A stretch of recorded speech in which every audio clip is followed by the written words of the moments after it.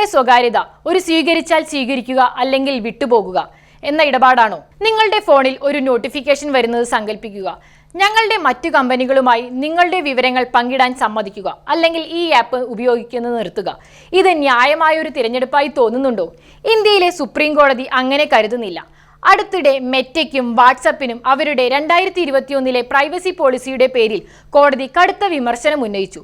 സ്വകാര്യ വിവരങ്ങൾ മോഷ്ടിക്കാനുള്ള ഒരു മാന്യമായ മാർഗമെന്ന് ഇതിനെ വിശേഷിപ്പിച്ചു. ഇത് കേവലം ഒരു സാങ്കേതിക തർക്കമല്ല, മറിച്ച് ഡാറ്റ പവറും ഡിജിറ്റൽ മത്സരവും തമ്മിലുള്ള ഒരു ചരിത്രപരമായ പോരാട്ടമാണ്. 2016 ഫേസ്ബുക്കുമായി വിവരങ്ങൾ പങ്കിടുന്നത് വേണ്ടെന്ന് വെക്കാൻ വാട്സപ്പ് നമ്മെ അനുവദിച്ചിരുന്നു. എന്നാൽ 2021 അവർ അത് നിർബന്ധിതമാക്കി. ഈ സ്വീകരിച്ചാൽ സ്വീകരിക്കുക അല്ലെങ്കിൽ വിട്ടുപോകുക എന്ന അന്ത്യശാസനം ഇന്ത്യയിലെ വിപണി നിരീക്ഷകരായ കോമ്പറ്റീഷൻ കമ്മീഷൻ ഓഫ് ഇന്ത്യയുടെ ശ്രദ്ധയിൽപ്പെട്ടു. വാട്സപ്പ് അതിന്റെ അബ്യൂസ് ഓഫ് ഡൊമിനന്റ് പൊസിഷൻ അഥവാ വിപണിയിലെ മേധാവിത്വ ദുരുപയോഗം ചെയ്യുന്നു എന്ന് ചൂണ്ടിക്കാട്ടി CCI മെറ്റയ്ക്ക് 213.14 കോടി രൂപ പിഴ ചുമത്തി. ലളിതമായി പറഞ്ഞാൽ ഇന്ത്യയിൽ മിക്കവരും സ്കൂൾ, ജോലി, കുടുംബം ആവശ്യങ്ങൾക്കായി വാട്സപ്പ് ഉപയോഗിക്കുന്നതിനാൽ നമ്മൾ ഇതിന് അടിമകളായി കഴിഞ്ഞു. ഇതിനെയാണ് നെറ്റ്വർക്ക് ഇഫക്റ്റ് എന്ന് വിളിക്കുന്നത്. കൂടുതൽ ആളുകൾ ഒരു പ്ലാറ്റ്ഫോം ഉപയോഗിക്കുന്തോറും അതിന്റെ പ്രാധാന്യം വർദ്ധിക്കുന്നു. ഇത് സിഗ്നലോ ടെലിഗ്രാമോ പോലുള്ള ചെറിയ പ്ലാറ്റ്ഫോമുകളിലേക്ക് മാറുന്നത് നിങ്ങൾക്ക് അസാധ്യമാകുന്നു. വാട്സപ്പ് പറയുന്നത് നിങ്ങളുടെ സന്ദേശങ്ങൾ എൻഡ് ടു എൻഡ് ആണെന്നാണ്. അതായത് അവർക്ക് നിങ്ങളുടെ ചാറ്റുകൾ വായിക്കാൻ കഴിയില്ല, എങ്കിലും അവർ മെറ്റാഡാറ്റ ശേഖരിക്കുന്നു. മെറ്റാഡാറ്റയെ ഒരു കത്തിന്റെ കവറായി അവർ കരുതുന്നു. അവർ ഉള്ളിലെ കത്ത് കാണുന്നില്ല, പക്ഷേ നിങ്ങൾ ആർക്കാണ് കത്തെഴുതുന്നത്, എപ്പോൾ, എവിടെ നിന്ന് എന്ന് അവർക്കറിയാം. ഈ വിവരങ്ങൾ പിന്നീട് ഇൻസ്റ്റഗ്രാമിലും ഫേസ്ബുക്കിലും നിങ്ങൾക്ക് അനുയോജ്യമായ പരസ്യങ്ങൾ കാണിക്കുന്നതിനായി ബിഹേവിയറൽ പ്രൊഫൈലിംഗിന് ഉപയോഗിക്കുന്നു. ഈ പോളിസികളിലെ സങ്കീർണമായ ഭാഷ മനസ്സിലാക്കാൻ കഴിയാത്ത സാധാരണക്കാരായ ഉപഭോക്താക്കളെ കുറിച്ച് സുപ്രീം കോടതി ആശങ്കാകുലരാണ്. വലിയ ടെക്നിക് കമ്പനികളെ നമ്മൾ എങ്ങനെ നോക്കിക്കാണുന്നു എന്നതിലെ വലിയൊരു മാറ്റമാണ് ഈ കേസ് സൂചിപ്പിക്കുന്നത്. ഒരു തെറ്റ് നടന്നതിന് ശേഷം ശിക്ഷിക്കുന്ന രീതിയിൽ നിന്ന് മുൻകൂട്ടി നിയമങ്ങൾ ഉണ്ടാക്കുന്ന രീതിയിലേക്ക് നമ്മൾ മാറുകയാണ്. ഇവിടെയാണ് നിർദ്ദിഷ്ട ഡിജിറ്റൽ കോമ്പറ്റീഷൻ ബില്ലിന്റെ പ്രസക്തി. വമ്പൻ ടെക് കമ്പനികളെ സിസ്റ്റമിക് സിഗ്നിഫിക്കന്റ് ഡിജിറ്റൽ എന്റർപ്രൈസസ് എന്ന മുദ്രകുത്താനും അവർ വിപണിയിൽ തെറ്റായ രീതികൾ തുടങ്ങുന്നതിന് മുൻപേ നിയന്ത്രണങ്ങൾ ഏർപ്പെടുത്താനും ഇത് ലക്ഷ്യമിടുന്നു. ഇന്ത്യ 100 കോടിയെടുത്ത് ഇന്റർനെറ്റ് ഉപഭോക്താക്കളിലേക്ക് എത്തുമ്പോൾ കോടതിയുടെ സന്ദേശം വ്യക്തമാണ്. വ്യക്തിഗത വിവരങ്ങൾ വെറും ഒരു ബിസിനസ് സ്വത്തല്ല. അതായത് ഭരണഘടനയുടെ ആർട്ടിക്കിൾ 21 പ്രകാരമുള്ള നിങ്ങളുടെ മൗലികമായ സ്വകാര്യാവകാശത്തിന്റെ ഭാഗമാണ്. ഡാറ്റ പുതിയ കാലത്തെ എണ്ണയാണെങ്കിൽ ആ കിണറിന്റെ ഉടമസ്ഥാവകാശം ആർക്കായിരിക്കണം? പമ്പ് നിർമ്മിച്ച കമ്പനിക്കോ അതോ ആ ഭൂമിയുടെ ഉടമയ്ക്കോ? പച്ചപ്പാർന്ന ഭാവി, ഇന്ത്യയുടെ ബയോട്ടിക് വിപ്ലവം. ശാസ്ത്രലോകം ഇന്ന് വലിയ യന്ത്രങ്ങളിൽ നിന്നും സൂക്ഷ്മജീവികളുടെ അത്ഭുതങ്ങളിലേക്ക് മാറിക്കൊണ്ടിരിക്കുകയാണ്. ഇന്ത്യ ഈ മാറ്റത്തിന് നേതൃത്വം നൽകുന്നു. ബയോടെക്നോളജി എന്ന നിങ്ങളുടെ പാഠപുസ്തകത്തിലെ ഒരു വിഷയം മാത്രമല്ല, മറിച്ച് അത് ഗ്രീൻ ഗ്രോത്തിന്റെയും ഇൻഡസ്ട്രിയുടെ 5.0യുടെയും ചാലക ശക്തിയാണെന്ന് അടുത്തിടെ നടന്ന ഒരു വെബിനാറിൽ വിദഗ്ധർ ചൂണ്ടിക്കാട്ടി. എന്നാൽ നമുക്ക് ഇതിന്റെ അർത്ഥം എന്താണ്? ഇൻഡസ്ട്രി 4.0 എന്നത് പൂർണ്ണമായും ഓട്ടോമേഷനെയും സ്മാർട്ട് റോബോട്ടുകളെയും കുറിച്ചായിരുന്നെങ്കിൽ മനുഷ്യനും പരിസ്ഥിതിക്കും മുൻഗണന നൽകിക്കൊണ്ട് ഇൻഡസ്ട്രി 5.0 ഒരു പടി കൂടി മുന്നോട്ടു പോകുന്നു. പെട്രോളിയത്തിന് പകരം സസ്യങ്ങളിൽ നിന്ന് പ്ലാസ്റ്റിക് നിർമ്മിക്കുന്നത് പോലെ നമ്മുടെ വലിയ പ്രശ്നങ്ങൾ പരിഹരിക്കാൻ ഇത് ജീവശാസ്ത്രത്തെ ഉപയോഗിക്കുന്നു. 10 വർഷം മുമ്പ് വെറും $10 ബില്യൺ ആയിരുന്ന ഇന്ത്യയുടെ ബയോ എക്കണോമി ഇന്ന് $165 ബില്യൺ കുതിച്ചുയർന്നു എന്ന വാർത്ത വളരെ വലുതാണ്. 2030ഓടെ ഇത് $300 ബില്യൺ എത്തുകയാണ് ലക്ഷ്യം. ഈ ലക്ഷ്യത്തിലെത്താൻ സർക്കാർ ബയോ E3 നയം അവതരിപ്പിച്ചിട്ടുണ്ട്. ഇത് എക്കണോമി, എൻവറോൺമെന്റ്, എംപ്ലോയ്മെന്റ് എന്നിവയെ സൂചിപ്പിക്കുന്ന ഒന്നും പാഴാകാത്ത ഒരു സർക്കുലർ ബയോ എക്കണോമിയായുള്ള ഒരു ബ്ലൂ പ്രിന്റായി ഇതിനെ കണക്കാക്കാം. നിങ്ങളുടെ DNA-ക്ക് അനുസൃതമായി നിർമ്മിക്കുന്ന മരുന്നുകളായ പ്രിസിഷൻ ബയോതെറാപ്യൂട്ടിക്സ് മുതൽ വരൾച്ചയെ അതിജീവിക്കുന്ന ക്ലൈമറ്റ് റെസിലിയന്റ് അഗ്രികൾച്ചറൽ വരെ ജീവനുള്ള കോശങ്ങൾ ഉപയോഗിച്ച് എല്ലാം നിർമ്മിക്കുന്ന ഹൈ പെർഫോമൻസ് ബയോ മാനുഫാക്ചറിലേക്ക് നാം മാറുകയാണ്. ഇതിൽ പ്രധാനമാണ് ബയോ ഫൗണ്ടറികൾ. പുതിയ ബയോളജിക്കൽ സിസ്റ്റങ്ങൾ അതിവേഗം രൂപകൽപ്പന ചെയ്യാനും പരീക്ഷിക്കാനും AI റോബോട്ടുകളും ഉപയോഗിക്കുന്ന ഹൈടെക് ഫാക്ടറികളാണിവ. കാറുകൾക്ക് ഇന്ധനമാകുന്ന ബയോ ഫ്യൂവലുകൾ മുതൽ വലിയ അളവിലുള്ള ഡാറ്റ വിശകലനം ചെയ്യുന്ന ബയോ സർവീസുകൾ വരെ ഈ മേഖല വലിയൊരു തൊഴിൽ അവസരമായാണ് സൃഷ്ടിക്കുന്നത്. ഇത് ഭൂമിയിൽ നിന്ന് വിഭവങ്ങൾ ചൂഷണം ചെയ്യുന്നതിന് പകരം ഭൂമിയോടൊപ്പം ചേർന്ന് അവയെ പുനരുജ്ജീവിപ്പിക്കുന്ന രീതിയിലേക്കുള്ള മാറ്റമാണ്. നെറ്റ് സീറോ കാർബൺ ബഹിർഗമനം നാം ലക്ഷ്യമിടുമ്പോൾ ഒരു ചോദ്യം ബാക്കിയാകുന്നു. ലോകത്തെ നശിപ്പിക്കാതെ അതിനെ പുനർരൂപകൽപ്പന ചെയ്യാൻ നിങ്ങളുടെ തലമുറ ബയോളജിക്കൽ ടൂളുകളെ എങ്ങനെ ഉപയോഗിക്കും? നക്ഷത്രങ്ങളിലേക്കുള്ള ഇന്ത്യയുടെ കുതിപ്പ്. ബജറ്റ് 2026-27. രാത്രിയിലെ ആകാശത്തേക്ക് നോക്കുമ്പോൾ നിങ്ങൾ യഥാർത്ഥത്തിൽ കാലത്തിന് പിന്നിലേക്കാണ് നോക്കുന്നത്. എന്നാൽ നക്ഷത്രങ്ങൾ എങ്ങനെ ജനിക്കുന്നു എന്നതിന്റെ രഹസ്യം കൂടുതൽ ആഴത്തിൽ കാണുന്നതിന് ഇന്ത്യ ഇപ്പോൾ വലിയ ശാസ്ത്രമാറ്റത്തിന് വിധേയമാകുകയാണെന്ന് നിങ്ങൾക്കറിയാമോ?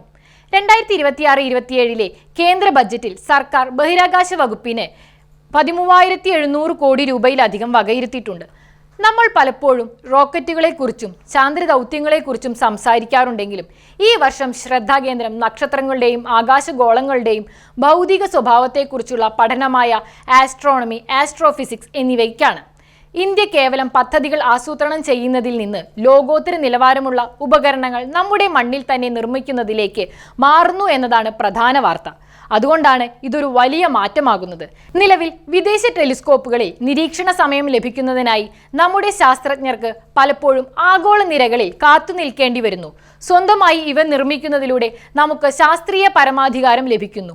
ഈ ബജറ്റിലെ ഏറ്റവും വലിയ ആകർഷണങ്ങളിൽ ഒന്ന് national large optical infrared telescope ആണ്. ദൃശ്യപ്രകാശവും വിദൂര ബഹിരാകാശത്തു നിന്നുള്ള താപ സിഗ്നലുകളായ ഇൻഫ്രാറെഡ് രശ്മികളും ഒരുപോലെ കാണാൻ കഴിയുന്ന ഒരു കൂറ്റൻ കണ്ണായി ഇതിനെ കരുതാം. ഇത് സെഗ്മെന്റ് മിറർ ടെക്നോളജി ഉപയോഗിക്കുന്നതിനാൽ, അതായത് ചെറിയ കണ്ണാടികൾ ചേർത്തുണ്ടാക്കിയ ഒരു വലിയ തേനീച്ചക്കൂട് പോലെ പരമ്പരാഗത ഏക കണ്ണാടി ടെലിസ്കോപ്പുകളേക്കാൾ വളരെ വലുതും ശക്തവുമാകാൻ ഇതിന് കഴിയും. അടുത്ത് ലഡാക്കിലെ പാങ്കോങ് തടാകത്തിന് സമീപം ആസൂത്രണം ചെയ്തിരിക്കുന്ന നാഷണൽ ലാർജ് സോളാർ ടെലിസ്കോപ്പ് ആണ് ഇത് ദൂരെയുള്ള നക്ഷത്രങ്ങളെ നോക്കാനല്ല, മറിച്ച് നമ്മുടെ സ്വന്തം സൂര്യനെ പഠിക്കാനാണ്.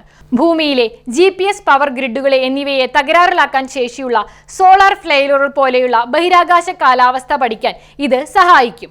നമ്മൾ ഒരു പ്രധാന വേവ്ലെങ്ത് ഗ്യാപ്പ് കൂടി നികത്തുകയാണ്. പ്രപഞ്ചം വ്യത്യസ്ത ഫ്രീക്വൻസികളിലൂടെയാണ് ആശയവിനിമയം നടത്തുന്നത്. പൂനെയ്ക്ക് സമീപമുള്ള ജെയിൻ മെട്രിവേവ് റേഡിയോ ടെലിസ്കോപ്പ് വഴി ലോ ഫ്രീക്വൻസി റേഡിയോ തരംഗങ്ങളാൽ ഇന്ത്യ ഇതിനകം തന്നെ ലോക നേതാവാണെങ്കിലും നമുക്കൊരു സബ് മില്ലിമീറ്റർ ടെലിസ്കോപ്പിന്റെ കുറവുണ്ടായിരുന്നു. കട്ടിയുള്ള പ്രപഞ്ചധൂളികൾക്കിടയിലൂടെ നോക്കി പുതിയ ഗ്രഹങ്ങൾ ജനിക്കുന്ന നഴ്സറികളായ പ്രോട്ടോസെല്ലാർ ഡിസ്കുകൾ കാണാനുള്ള ഏക മാർഗം ഈ പ്രത്യേക തരംഗ ദൈർഘ്യമാണ്. വിഷൻ 2035 റോഡ് മാപ്പിന് കീഴിലുള്ള ഈ മെഗാ സയൻസ് പ്രൊജക്റ്റുകളിൽ നിക്ഷേപിക്കുന്നതിലൂടെ ഇന്ത്യ നക്ഷത്രങ്ങളെ നിരീക്ഷിക്കുക മാത്രമല്ല, പ്രപഞ്ചത്തിന്റെ ഘടന തന്നെ മനസ്സിലാക്കാനുള്ള ഉപകരണങ്ങൾ നിർമ്മിക്കുകയാണ് ചെയ്യുന്നത്. ആദിമ പ്രപഞ്ചത്തിന്റെ ഏറ്റവും വ്യക്തമായ കാഴ്ച ലഭിക്കുന്നതിന് സൗരയൂഥത്തിൽ എവിടെയെങ്കിലും ഒരു ടെലിസ്കോപ്പ് സ്ഥാപിക്കാൻ നിങ്ങൾക്ക് കഴിയുമെങ്കിൽ നിങ്ങൾ അത് എവിടെ സ്ഥാപിക്കും?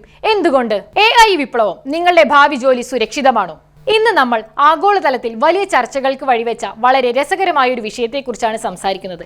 ഏജന്റിക് AIയുടെ വളർച്ചയും ആന്ത്രോപിക്കിന്റെ ക്ലോഡ് കോവർക്ക്, ക്ലോഡ് ഓപ്പസ് 4.6 എന്നിവയുടെ പുറത്തിറക്കലിന് ശേഷം വിപണികൾ ഭയപ്പെടുന്നത് എന്തുകൊണ്ടാണെന്നും നമുക്ക് നോക്കാം. എന്താണ് ഇതിലെ വലിയ കാര്യം? നിങ്ങൾക്ക് ചാറ്റ് ബോട്ടുകളെ കുറിച്ച് അറിയാമായിരിക്കും അല്ലേ? അവ നിങ്ങളുടെ ചോദ്യങ്ങൾക്ക് മറുപടി നൽകുന്നു. എന്നാൽ വെറും ഒരു ചാറ്റ് ബോട്ട് എന്നതിലുപരി കാര്യങ്ങൾ സ്വയം ചെയ്യാൻ കഴിയുന്ന ഒരു സ്വയംഭരണ ഡിജിറ്റൽ സഹപ്രവർത്തകനായി പ്രവർത്തിക്കുന്ന ഒരു AIയെ കുറിച്ച് ചിന്തിച്ചു നോക്കൂ. അതാണ് ക്ലോഡ് കോവർക്ക്. ഇതൊരു AI വർക്ക് പ്ലേസ് സ്യൂട്ടാണ്. ഇതിന് ഫയലുകൾ വായിക്കാനും ഡോക്യുമെന്റുകൾ തയ്യാറാക്കാനും കരാറുകൾ പരിശോധിക്കാനും നിയമം, ധനകാര്യം, വിപണനം തുടങ്ങിയ മേഖലകളിൽ മനുഷ്യ സഹായം വളരെ കുറച്ചു മാത്രം ഉപയോഗിച്ച് സങ്കീർണമായ ജോലികൾ സ്വയം ചെയ്യാനും കഴിയും. ഇത് വെറും ചോദ്യങ്ങൾക്ക് ഉത്തരം നൽകുന്നതല്ല, മറിച്ച് ജോലികൾ പൂർത്തിയാക്കുന്നതിനെ കുറിച്ചാണ്. ഫിനാൻഷ്യൽ റിസർച്ച് പോലെയുള്ള വളരെ സങ്കീർണമായ ജോലികൾക്കായി ഒന്നിലധികം AI ഏജന്റുകളെ ഒരേ സമയം ഏകോപിപ്പിക്കാൻ ക്ലോഡ് ഓപ്പസ് 4.6 സഹായിക്കുന്നു. ഇതുകൊണ്ടാണ് ഇത് വാർത്തകളിൽ നിറയുന്നത്. ഇതൊരു വിപ്ലവകരമായ മാറ്റമാണ്. ഈ പുതിയ തരം AI ആഗോള വിപണികളെ ശരിക്കും ഉലച്ചിരിക്കുകയാണ്. Software, legal data, Indian IT ഓഹരികളിൽ വലിയ ഇടിവ് നമ്മൾ കണ്ടു. ഏകദേശം $285 ബില്യൺ ആഗോള വിപണിയിൽ മൂല്യത്തിൽ നിന്ന് തുടച്ചു നീക്കപ്പെട്ടത്. ഇന്ത്യയിൽ നിഫ്റ്റി IT സൂചിക 2020 ശേഷമുള്ള ഏറ്റവും വലിയ ഇടിവ് രേഖപ്പെടുത്തി. പ്രധാന ആശങ്ക എന്താണെന്നോ? പരമ്പരാഗത സോഫ്റ്റ്വെയർ ആസ് എ സർവീസ് കമ്പനികൾ സാധാരണയായി പണം സമ്പാദിക്കുന്നത് മനുഷ്യ ഉപയോക്താക്കളുടെ എണ്ണത്തെ അടിസ്ഥാനമാക്കിയാണ്. ഒരു AI ഏജന്റിന് ഒരു ടീമിന്റെ മുഴുവൻ ജോലി ചെയ്യാൻ കഴിയുമെങ്കിൽ കമ്പനികൾക്ക് കുറഞ്ഞ ജീവനക്കാർ മതിയാകും. അതിനർത്ഥം അവർ കുറഞ്ഞ സോഫ്റ്റ്വെയർ ലൈസൻസുകൾ മാത്രമേ വാങ്ങുകയുള്ളൂ എന്നാണ്. ഇതിനെയാണ് ചിലർ സാസ്പോക്കലിസ് എന്ന് വിളിക്കുന്നത്. AI സോഫ്റ്റ്വെയറിനെ മെച്ചപ്പെടുത്തുക മാത്രമല്ല ചെയ്യുന്നത്, പകരം അതിന്റെ ആവശ്യം തന്നെ ഇല്ലാതാക്കി തുടങ്ങിയിരിക്കുന്നു. ഈ മാറ്റം വെറും സിദ്ധാന്തമല്ല. യഥാർത്ഥ ലോകത്ത് ഇതിന്റെ ഉദാഹരണങ്ങൾ നമ്മൾ കണ്ടു തുടങ്ങി. ഉദാഹരണത്തിന് ബ്ലൂബർഗ് GPT എന്ന പ്രത്യേകതരം ലാർജ് ലാംഗ്വേജ് മോഡൽ സാമ്പത്തിക വിവരങ്ങളിൽ പരിശീലനം നേടിയതാണ്. ഇതിന് സെന്റിമെന്റ് അനാലിസിസ് പോലുള്ള ജോലികളിൽ സാധാരണ മോഡലുകളേക്കാൾ മികച്ച പ്രകടനം കാഴ്ചവെക്കാൻ കഴിയും. സ്പെഷ്യലൈസ്ഡ് AI എത്രത്തോളം ഫലപ്രദമാകുന്നു എന്ന് ഇത് തെളിയിക്കുന്നു. ക്ലോഡ് കോവർക്കിന്റെ എന്റർപ്രൈസസ് പ്ലഗിനുകൾ ഇതിനകം തന്നെ കരാറുകാർ പരിശോധിക്കുന്നതും നിയമപരമായ കാര്യങ്ങളും ഓട്ടോമേറ്റ് ചെയ്യുന്നുണ്ട്. അതുകൊണ്ടാണ് നിയമപരമായ സേവനങ്ങൾ നൽകുന്ന കമ്പനികളുടെ ഓഹരികളിൽ വലിയ പ്രതികരണം ഉണ്ടായത്. ഗോൾഡ്മാൻ സാക്സ് പോലുള്ള വമ്പൻ കമ്പനികൾ പോലും ആന്ത്രോപിക്സുമായി ചേർന്ന് ട്രേഡ് അക്കൗണ്ടിംഗ്, കംപ്ലയൻസ് എന്നിവയ്ക്കായി സ്വയംഭരണ ഏജന്റുകളെ നിർമ്മിക്കുന്നു. ധനകാര്യത്തിലും നിയമത്തിലും മാത്രമല്ല, ഹെൽത്ത് കെയർ മേഖലയിലും ക്ലെയിം പ്രോസസ്സിംഗിനായി ഏജന്റിക് AI ഉപയോഗിക്കുന്നുണ്ട്. ഇതെല്ലാം ജോലികളെ എങ്ങനെ ബാധിക്കും? ടെസ്റ്റിംഗ്, മെയിൻ്റനൻസിംഗ്, ഡോക്യുമെന്റേഷൻ തുടങ്ങിയ എൻട്രി ലെവൽ ജോലികൾ അപകടത്തിലായേക്കാം. എന്നാൽ ഇതെല്ലാം നിരാശാജനകമല്ല. പുതിയ തൊഴിലവസരങ്ങളും ഉയർന്നു വരുന്നുണ്ട്. AI എടുക്കുന്ന തീരുമാനങ്ങൾ മേൽനോട്ടം വഹിക്കാനും ശരിയാണോ എന്ന് പരിശോധിക്കാനുമുള്ള ഹ്യൂമൻ ഇൻ ദി ലൂപ്പ് രീതിയിലേക്ക് കാര്യങ്ങൾ മാറുകയാണ്. സാധാരണ കോഡിങ്ങിനേക്കാൾ ഉപരിയായി AI സിസ്റ്റങ്ങൾ രൂപകൽപ്പന ചെയ്യാനും അതത് മേഖലകളിൽ വൈദഗ്ധ്യമുള്ളവർക്കായിരിക്കും ഇനി കൂടുതൽ ആവശ്യം. പരമ്പരാഗതമായി വലിയൊരു തൊഴിൽ സേവന ആശ്രയിക്കുന്ന ഇന്ത്യൻ IT മേഖല AI ഡാറ്റാ സെന്ററുകളിലും പ്ലാറ്റ്ഫോമുകളിലും വൻതോതിൽ നിക്ഷേപം നടത്തിക്കൊണ്ടാണ് ഇതിനോട് പ്രതികരിച്ചത്. കുറഞ്ഞ വേതനത്തിൽ ജോലി ചെയ്യുന്നവർ എന്ന രീതിയിൽ നിന്ന് മാറി AI സേവനങ്ങൾ നൽകുന്നവരായി മാറുകയാണ് അവരുടെ മുന്നിലുള്ള വെല്ലുവിളി. ബാങ്കിംഗ്, ഇൻഷുറൻസ്, ഹെൽത്ത് കെയർ എന്നീ മേഖലകളിൽ ഇന്ത്യയുടെ ആഴത്തിലുള്ള അറിവ് ഇതിന് സഹായകമാകും. AI വിപണിയിൽ ആശങ്കയുണ്ടാക്കുന്നത് ഇതാദ്യമായല്ല. പക്ഷേ ഇത്തവണ കാര്യങ്ങൾ വ്യത്യസ്തമാണ്. മുമ്പത്തെ ആഘാതങ്ങൾ AI നിർമ്മിക്കാനുള്ള ചെലവിനെ കുറിച്ചായിരുന്നുവെങ്കിൽ ഇത്തവണ അത് ജോലികളെയും വരുമാനത്തെയുമാണ് ബാധിക്കുന്നത്. വിപണിയിൽ ഇപ്പോൾ കുറച്ച് പരിഭ്രാന്തി ഉണ്ടെങ്കിലും ഭാവിയിൽ വലിയ മാറ്റങ്ങൾ വരുമെന്ന് വിദഗ്ധർ കരുതുന്നു. കമ്പനികൾ പെട്ടെന്ന് അവരുടെ സോഫ്റ്റ്വെയറുകൾ ഉപേക്ഷിക്കില്ലെങ്കിലും മാറ്റങ്ങൾ അനിവാര്യമാണ്. ആഗോള IT സേവനങ്ങളിൽ സ്വയംഭരണ AI ഏജന്റുകൾ ഒരു വലിയ വഴിത്തിരിവാണ്. നമ്മൾ എത്ര വേഗത്തിൽ ഇതിനോട് പൊരുത്തപ്പെടുന്നു എന്നതിനെ ആശ്രയിച്ചിരിക്കും നമ്മുടെ ഭാവി. അപ്പോൾ നിങ്ങൾക്കായി ഒരു ചോദ്യം: AI ഇത്ര വേഗത്തിൽ വളരുമ്പോൾ നാളത്തെ തൊഴിൽ വിപണിയിൽ ഏറ്റവും മൂല്യമുള്ള കഴിവുകൾ ഏതായിരിക്കും എന്നാണ് നിങ്ങൾ കരുതുന്നത്? മഞ്ഞിനടിയിലെ രഹസ്യലോകം സബ്നിവിയം. മൃദുവായതും നിശബ്ദവുമായ മഞ്ഞിന്റെ പുതപ്പിനടിയിൽ നമ്മൾ ആരും കാണാത്ത ഒരു മറഞ്ഞിരിക്കുന്ന ലോകമുണ്ട്. അതിപ്പോൾ ഒരു വലിയ ശാസ്ത്ര രക്ഷാദൗത്യത്തിന്റെ കേന്ദ്ര ബിന്ദുവാണ്. ഇതാണ് സബ്നിവിയം. മഞ്ഞുവീഴ്ചയ്ക്കും മണ്ണിനും ഇടയിലുള്ള ഇടുങ്ങിയ സ്ഥലത്ത് സ്ഥിതി ചെയ്യുന്ന ചെറുതും എന്നാൽ സുപ്രധാനവുമായ ഒരു പരിസ്ഥിതി വ്യവസ്ഥയാണിത്. ലാറ്റിൻ വാക്കുകളായ സബ് എന്നാൽ താഴെ എന്നും നിവിസ് എന്നാൽ മഞ്ഞ് എന്നും അർത്ഥം വരുന്നതിൽ നിന്നാണ് ഈ പേര് ലഭിച്ചത്. ഈ മേഖല വെറും ഒരു വിടവ് മാത്രമല്ല, കഠിനമായ തണുപ്പിൽ നിന്നും ജീവൻ സംരക്ഷിക്കപ്പെടുന്ന ഒരു സീസണൽ റെഫ്യൂജിയം അഥവാ താൽക്കാലിക അഭയസ്ഥാനം കൂടിയാണിത്.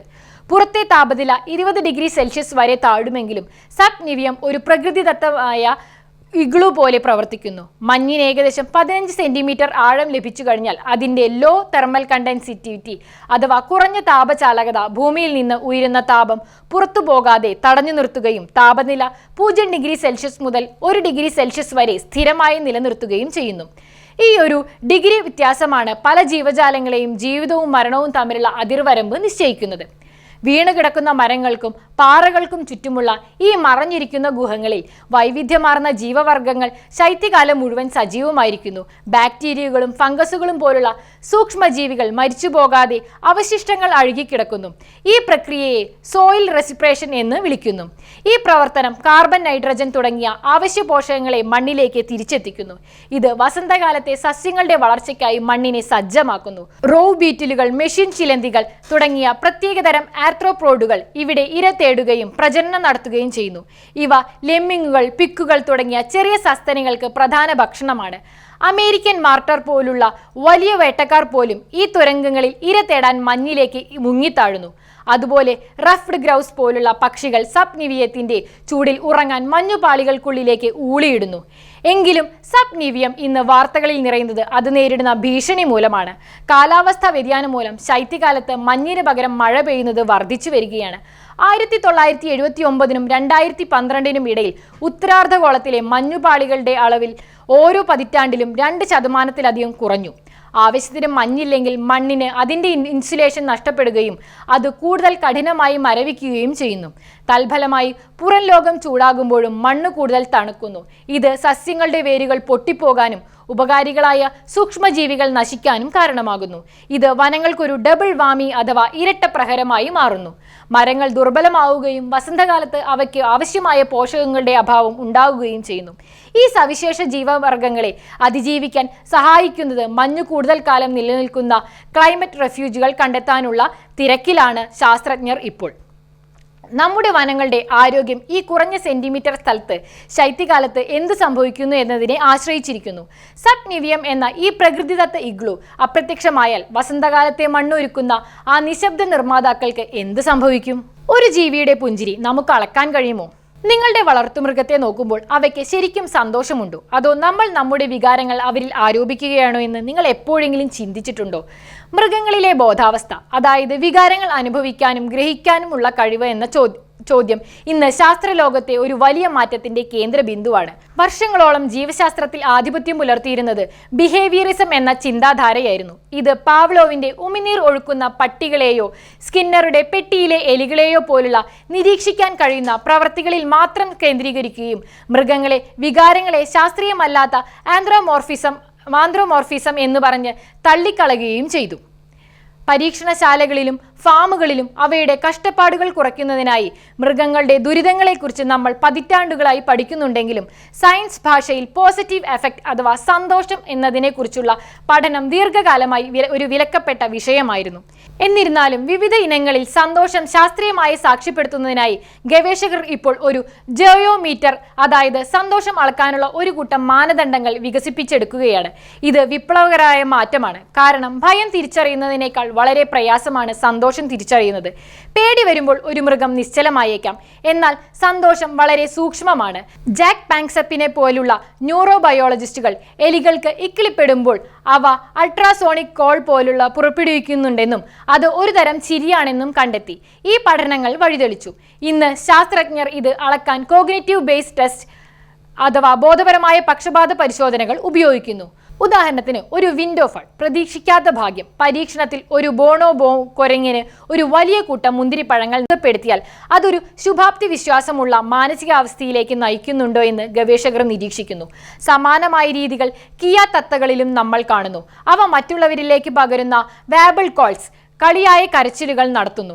ഡോൾഫിനുകൾ സന്തോഷമായും പ്രതിഫലനമായും ബന്ധപ്പെടുന്ന ഡോപ്പാമൈൻ എന്ന ന്യൂറോ ട്രാൻസ്മിറ്ററുകൾ പുറപ്പെടുവിക്കുമ്പോൾ ഉണ്ടാകുന്ന വിക്ടോറിയസ് കോയിൽ എന്നിവയും ഇതിന് ഉദാഹരണമാണ്. ഈ പെരുമാറ്റങ്ങൾക്കൊപ്പം കോർട്ടിസോൾ, ഓക്സിറ്റോസിൻ തുടങ്ങിയ ജൈവ അടയാളങ്ങൾ കൂടി അളക്കുന്നതിലൂടെ ഒരു ഡോൾഫിന്റെ പുഞ്ചിരി കേവലം ശാരീരിക ഘടനയാണോ അതോ ഒരു നല്ല ജീവിതത്തിന്റെ യഥാർത്ഥ പ്രകടനമാണോ എന്ന് വസ്തുനിഷ്ഠമായി പറയാൻ കഴിയുന്ന ഒരു ലോകത്തേക്ക് നമ്മൾ നീങ്ങുകയാണ്. ഒരു തേനീച്ചയ്ക്കോ ഒക്ടോപ്പസിനോ പോലും സന്തോഷത്തിന്റെ ഒരു നിമിഷം അനുഭവിക്കാൻ കഴിയുമെന്ന് തെളിയിക്കപ്പെട്ടാൽ പ്രകൃതിയോടുള്ള നമ്മുടെ ഉത്തരവാദിത്തത്തെ അത് എങ്ങനെ മാറ്റും? തിരശ്ശീലയ്ക്കു പിന്നിലെ ബുദ്ധിശക്തി, ഇന്ത്യയുടെ നിർദ്ദിഷ്ട സയന്റിഫിക് സർവീസ്. ആർട്ടിഫിഷ്യൽ ഇന്റലിജൻസ്, കാലാവസ്ഥാ വ്യതിയാനം, പാൻഡമിക് സുരക്ഷ എന്നിവയെക്കുറിച്ച് നിയമങ്ങൾ നിർമ്മിക്കുന്നവർ വെറും ഭരണാധികാരികൾ മാത്രമല്ല, ലോകോത്തര ശാസ്ത്രജ്ഞർ കൂടിയായ ഒരു ലോകത്തെക്കുറിച്ച് ചിന്തിച്ചു നോക്കൂ. ദീർഘകാലമായി ഇന്ത്യയുടെ ഭരണ സംവിധാനം ഒരു ജനറലിസ്റ്റ് രീതിയെയാണ് ആശ്രയിക്കുന്നത്. അവിടെ ഉദ്യോഗസ്ഥർ ധനകാര്യം, വിദ്യാഭ്യാസം, ഗതാഗതം എന്നിങ്ങനെ തികച്ചും വ്യത്യസ്തമായ വകുപ്പുകൾക്കിടയിൽ മാറി മാറി പ്രവർത്തിക്കുന്നു. ഇത് മികച്ച നേതൃത്വം നൽകുമ്പോൾ തന്നെ ആധുനിക പ്രശ്നങ്ങൾ ഒരു എല്ലാവർക്കും അനുയോജ്യമായ സമീപനത്തിന് വഴങ്ങാത്ത വിധം സാങ്കേതികമായി മാറിക്കൊണ്ടിരിക്കുകയാണ്. അതുകൊണ്ടാണ് നിർദ്ദിഷ്ട ഇന്ത്യൻ സയന്റിഫിക് സർവീസ് അഥവാ ISSനെ കുറിച്ച് വാർത്തകൾ ഇപ്പോൾ ശ്രദ്ധേയമാകുന്നത്. ഓരോ നയവും കൃത്യമായ തെളിവുകളുടെയും സാങ്കേതിക കൃത്യതയുടെയും അടിസ്ഥാനത്തിലാണെന്ന് ഉറപ്പാക്കാൻ സർക്കാരിൽ നേരിട്ട് ഉൾപ്പെടുത്തിയ വിദഗ്ധരുടെ ഒരു സമർപ്പിത സംഘമായിരിക്കും ഇത്. ഒരു സയൻസ് കേഡർ പോലെ. നിലവിൽ ശാസ്ത്രജ്ഞർ പലപ്പോഴും ഉപദേശകരായി മാത്രമാണ് പ്രവർത്തിക്കുന്നത്. അതായത് അവരുടെ ശബ്ദം ചിലപ്പോൾ ഭരണപരമായ തട്ടുകൾക്കിടയിൽ നഷ്ടപ്പെട്ടേക്കാം. ന്യൂക്ലിയർ സുരക്ഷ, ബയോടെക്നോളജി, ദുരന്ത നിവാരണം തുടങ്ങിയ പ്രത്യേക മേഖലകളിൽ ശാസ്ത്രജ്ഞർക്ക് യഥാർത്ഥ തീരുമാനമെടുക്കാനുള്ള അധികാരം നൽകിക്കൊണ്ട് ഇത് മാറ്റാനാണ് ISS ലക്ഷ്യമിടുന്നത്. ഇത് യഥാർത്ഥത്തിൽ എങ്ങനെയായിരിക്കും? മന്ത്രാലയങ്ങൾക്കുള്ളിൽ വൈദഗ്ധ്യത്തിന് ഒരു സ്ഥിരമായ ഇടം സൃഷ്ടിക്കുന്നതായി ഇതിനെ കരുതാം. ഒരു പ്രതിസന്ധി ഉണ്ടായതിനു ശേഷം മാത്രം വിദഗ്ധരെ തിരയുന്ന റിയാക്റ്റീവ് സയൻസ് രീതിയിൽ നിന്ന് വർഷങ്ങൾക്ക് മുമ്പേ അപകട സാധ്യതകൾ കണക്കാക്കുന്ന പ്രോ ആക്റ്റീവ് ഗവേണൻസ് രീതിയിലേക്ക് ഇത് ഇന്ത്യയെ മാറ്റാം. ഈ ആശയം സയന്റിഫിക് ഇന്റഗ്രിറ്റിയുമായി അടുത്ത ബന്ധമാണുള്ളത്. അതായത് ശാസ്ത്രീയ കണ്ടെത്തലുകളെ രാഷ്ട്രീയമോ സാമ്പത്തികമോ ആയ സമ്മർദ്ദങ്ങളിൽ നിന്ന് സംരക്ഷിക്കണം. അതിലൂടെ പൊതുജനങ്ങൾക്ക് ഡാറ്റയിൽ വിശ്വസിക്കാൻ കഴിയും. യുണൈറ്റഡ് സ്റ്റേറ്റ്സ്, യുണൈറ്റഡ് കിങ്ഡം തുടങ്ങിയ രാജ്യങ്ങളിൽ ശാസ്ത്രജ്ഞരുടെ കേഡറുകൾ രാജ്യത്തെ നയിക്കാൻ സഹായിക്കുന്ന സമാനമായ സംവിധാനങ്ങൾ നിലവിലുണ്ട്. സ്വന്തമായി ഒരു സർവീസ് സ്ഥാപിക്കുന്നതിലൂടെ ഭൂഗർഭജല ശോഷണം അല്ലെങ്കിൽ AI എത്തിക്സ് പോലുള്ള പ്രത്യേക വെല്ലുവിളികളെ ഇന്ത്യക്ക് മികച്ച രീതിയിൽ നേരിടാൻ കഴിയും. നമ്മൾ ഒരു ആഗോള സാങ്കേതിക ശക്തിയായി മാറിക്കൊണ്ടിരിക്കുമ്പോൾ നമ്മുടെ ഭരണാധികാരികൾക്കൊപ്പം ശാസ്ത്രജ്ഞരുടെ ഒരു സ്റ്റീൽ ഫ്രെയിം കൂടി ഉണ്ടാകുന്നത് നമ്മുടെ ഭരണ സംവിധാനത്തിന് ആവശ്യമായ ഒരു വലിയ മാറ്റമായിരിക്കും. എന്നാൽ ചിന്തിക്കേണ്ട ഒരു കാര്യമുണ്ട്. നമ്മുടെ ഇതുപോലെ വൈവിധ്യമാർന്ന ഒരു രാജ്യത്ത് ഒരു ജനറലിസ്റ്റിന്റെ വിശാലമായ കാഴ്ചപ്പാടും ഒരു ശാസ്ത്രജ്ഞന്റെ ആഴത്തിലുള്ള വൈദഗ്ധ്യവും തമ്മിലുള്ള മികച്ച സന്തുലിതാവസ്ഥ നമ്മൾ എങ്ങനെ കണ്ടെത്തും? ഭാവിയിലേക്കുള്ള യാത്ര, വിശ്വസനീയമായ AI-യിലേക്കുള്ള ഏഷ്യയുടെ ബൃഹത്തായ പദ്ധതി. നിങ്ങൾ ഒരു രോഗലക്ഷണം പോലും പ്രകടിപ്പിക്കുന്നതിന് മുമ്പ് നിങ്ങളുടെ ഡോക്ടർ ഒരു കമ്പ്യൂട്ടർ പ്രോഗ്രാം ഉപയോഗിച്ച് ഒരു ആരോഗ്യ പ്രശ്നം പ്രവചിക്കുന്നതോ അല്ലെങ്കിൽ നിങ്ങൾ എങ്ങനെ പഠിക്കുന്നു എന്നതിനനുസരിച്ച് നിങ്ങളുടെ ക്ലാസ് റൂമിലെ പാഠങ്ങൾ പ്രത്യേകം ക്രമീകരിക്കുന്നതോ ആയ ഒരു ലോകത്തെക്കുറിച്ച് ചിന്തിച്ചു നോക്കൂ. ഇതൊരു സയൻസ് ഫിക്ഷൻ അല്ല.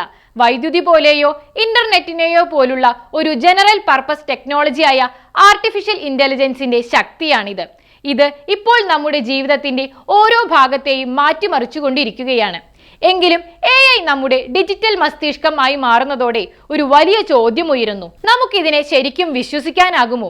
2026 തുടക്കത്തിൽ ന്യൂഡൽഹിയിലെ ഭാരത് മണ്ഡപത്തിൽ നടന്ന AI ഇമ്പാക്ട് സമ്മിറ്റിൽ ഒരു ചോദ്യം മുഖ്യ ചർച്ചാ വിഷയമായി. ഇന്ത്യയുടെ നേതൃത്വത്തിൽ ഏഷ്യൻ രാജ്യങ്ങൾ ഒത്തുചേർന്ന് എല്ലാവർക്കും സുരക്ഷിതവും നിഷ്പക്ഷവും വിശ്വസനീയവുമായ AI ഉറപ്പാക്കാൻ ഒരു പൊതു നിയമ പുസ്തകം തയ്യാറാക്കുന്നു എന്നതാണ് ഈ രംഗത്തെ വലിയ വാർത്ത. ഇത് വളരെ പ്രധാനമാണ്. കാരണം നിലവിൽ ഈ മേഖലയിൽ ഒരു ട്രസ്റ്റ് ഡെഫിസിറ്റ് അഥവാ വിശ്വാസക്കുറവ് നിലനിൽക്കുന്നുണ്ട്. പല വികസ്വര രാജ്യങ്ങളും തങ്ങൾ സ്വയം സാങ്കേതിക വിദ്യ നിർമ്മിക്കുന്നതിന് പകരം മറ്റെവിടെയെങ്കിലും നിർമ്മിച്ച AI ഉപയോഗിക്കുക മാത്രമാണ് ചെയ്യുന്നതെന്ന് കരുതുന്നു. ഇത് ഒളിഞ്ഞിരിക്കുന്ന പക്ഷപാതങ്ങളെ കുറിച്ചോ വിദേശ സാങ്കേതിക വിദ്യകളെ അമിതമായി ആശ്രയിക്കുന്നതിനെ കുറിച്ചോ ഉള്ള ആശങ്കകളിലേക്ക് നയിക്കുന്നു. ഇത് പരിഹരിക്കുന്നതിനായി AI-യെ മനുഷ്യ കേന്ദ്രീകൃതമായി നിർമ്മിക്കുന്നതിൽ ശ്രദ്ധ കേന്ദ്രീകരിക്കുന്ന AI governance guide lines India അവതരിപ്പിച്ചു. ഇതിനർത്ഥം സാങ്കേതിക വിദ്യ വെറും ലാഭത്തിന് വേണ്ടിയല്ല, മറിച്ച് ആളുകളെ സഹായിക്കുന്നതിനായി രൂപകൽപ്പന ചെയ്തിരിക്കണം എന്നാണ്. ഈ പദ്ധതിയുടെ ഹൃദയഭാഗത്ത് 3 അടിസ്ഥാന തലങ്ങളുണ്ട്. ഒന്നാമതായി നമുക്ക് ട്രസ്റ്റഡ് ഡാറ്റാ സെറ്റ്സ് ആവശ്യമാണ്. നമ്മുടെ യഥാർത്ഥ ഭാഷകളെയും സംസ്കാരങ്ങളെയും പ്രതിഫലിപ്പിക്കുന്ന ഉയർന്ന ഗുണമേന്മയുള്ള വിവരങ്ങളുടെ വലിയ ശേഖരണമാണിവ. ഇത് AI പ്രത്യേക വിഭാഗങ്ങളോട് പക്ഷപാതം കാണിക്കുന്നത് തടയുന്നു. രണ്ടാമതായി നമുക്ക് കരുത്തുറ്റൊരു AI റെസിലിയന്റ് AI ഇൻഫ്രാസ്ട്രക്ചർ ആവശ്യമാണ്. ഇതിൽ GPUs, TPUs എന്നിവയുടെ ഭൗതിക ശക്തി ഉൾപ്പെടുന്നു. ഇവ AI-യുടെ അതിവേഗ എഞ്ചിനുകളായി പ്രവർത്തിക്കുന്ന പ്രത്യേക കമ്പ്യൂട്ടർ ചിപ്പുകളാണ്. അവസാനമായി സൈബർ സുരക്ഷയാണ്, പ്രത്യേകിച്ച് അഡ്വസേരിയൽ മെഷീൻ ലേണിംഗിനെ എതിരെ സംരക്ഷണം നൽകുക എന്നത്. ഇതൊരു തന്ത്രപരമായ സൈബർ ആക്രമണമാണ്. അവിടെ ഹാക്കർമാർ AI-ക്ക് തെറ്റായ വിവരങ്ങൾ നൽകി അതിനെ കബളിപ്പിക്കുന്നു. ഈ വിവരങ്ങൾ മനുഷ്യർക്ക് സാധാരണമായി തോന്നുമെങ്കിലും AI-യെ കൊണ്ട് അപകടകരമായ തെറ്റുകൾ വരുത്തിക്കാൻ ഇതിന് സാധിക്കും. ഉദാഹരണത്തിന് ഒരു സെൽഫ് ഡ്രൈവിംഗ് കാറിനെ കൊണ്ട് സ്റ്റോപ്പ് സൈൻ അവഗണിക്കാൻ പ്രേരിപ്പിക്കുന്നത് പോലെ. ഇന്ത്യ AI ഭരണത്തെ ടെക്നോ ലീഗൽ വെല്ലുവിളിയായാണ് ഏറ്റെടുക്കുന്നത്.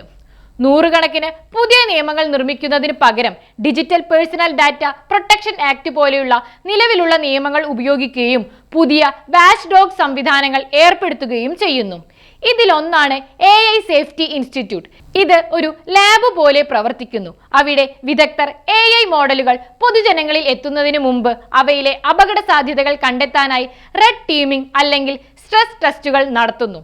ഉത്തരവാദിത്തോടെ AI കൈകാര്യം ചെയ്യാൻ സ്ഥാപനങ്ങളെ സഹായിക്കുന്ന ലോകത്തിലെ ആദ്യത്തെ അന്താരാഷ്ട്ര മാനദണ്ഡമായ ISO IEC 42001 സ്വീകരിക്കാനുള്ള നീക്കവും നടക്കുന്നുണ്ട്. ഇത്തരത്തിലുള്ള ഒരു ഡിജിറ്റൽ പബ്ലിക് ഇൻഫ്രാസ്ട്രക്ചർ നിർമ്മിക്കുന്നതിലൂടെ ആഗോളതലത്തിൽ നിയമങ്ങൾ അനുസരിക്കുന്ന രാജ്യങ്ങളിൽ നിന്നും നിയമങ്ങൾ നിർമ്മിക്കുന്ന രാജ്യമായി ഇന്ത്യ മാറുകയാണ്. സുരക്ഷിതത്വത്തിൽ വിട്ടുവീഴ്ച ചെയ്യാത്ത ഒരു AI ഇക്കോസിസ്റ്റം എന്നതാണ് ഇതിന്റെ ലളിതമായ ലക്ഷ്യം.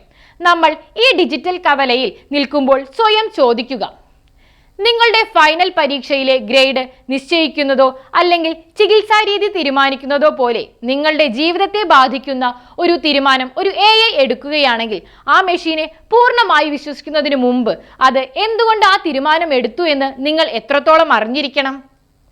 സ്ട്രൈക്കിനപ്പുറം ഓപ്പറേഷൻ സിന്ദൂരിൽ നിന്നുള്ള പാഠങ്ങൾ.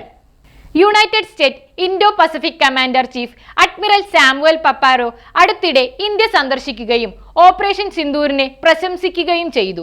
എന്തായിരുന്നു ഈ ഓപ്പറേഷൻ?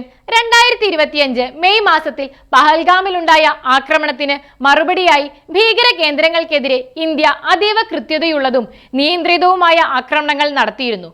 ഇതൊരു വെറും സൈനിക നടപടി മാത്രമായിരുന്നില്ല, മറിച്ച് ഇന്ത്യയുടെ തന്ത്രപരമായ സംയമനത്തിന്റെയും സാങ്കേതിക മികവിന്റെയും വലിയൊരു പ്രകടനമായിരുന്നു. ആണവായുധങ്ങളുള്ള രാജ്യങ്ങളുള്ള ഈ മേഖലയിൽ സാഹചര്യം ഒരു പൂർണ്ണ യുദ്ധത്തിലേക്ക് നീങ്ങാതെ തന്നെ ഇന്ത്യ ലക്ഷ്യങ്ങൾ നേടിയെടുത്തുവെന്ന് US ചീഫ് ചൂണ്ടിക്കാട്ടി. ഈ സംഘർഷത്തിന്റെ കീഴ്ചെയിൻ സൈനിക മേധാവികൾ പഠിക്കുന്നതിനാലാണ് ഇത് ഇപ്പോൾ വാർത്തകളിൽ നിറയുന്നത്.